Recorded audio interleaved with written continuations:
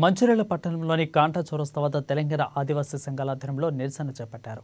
తెలంగాణ ఆదివాసీ సంఘాలు ఇచ్చిన తెలంగాణ బంద్ పిలుపునివ్వడంతో ఆదివాసీలు బంద్ను పాటించారు.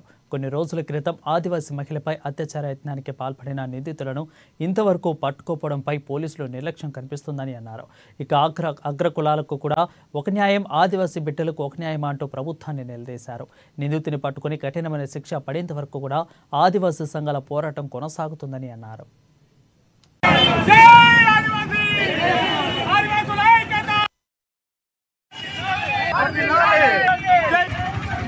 ఈరోజు ఆదివాసీ సంఘాల బంధు పిలుపు మేరకు దళిత సంఘాల ఐక్య వేదికతోటి ఇవాళ జైనూరులో మొన్న జరిగినటువంటి ఆదివాసీ బిడ్డ అత్యాచారం గురి అయి నేటికి 15-20 రోజులు అయినప్పటికీ కూడా ఇప్పటి వరకు ఎలాంటి చట్టపరమైన చర్యలు తీసుకోలేదు. ఇంతకు ముందు గతంలో జరిగినటువంటి అనేక అత్యాచారాలపై రాష్ట్ర ప్రభుత్వం గాని కేంద్ర ప్రభుత్వం గాని అగ్ర కులాల అమ్మాయిల మీద అత్యాచారం జరిగితే వెంటనే ఎన్కౌంటర్లు చేసి చంపిన సందర్భాలు ఉన్నాయి.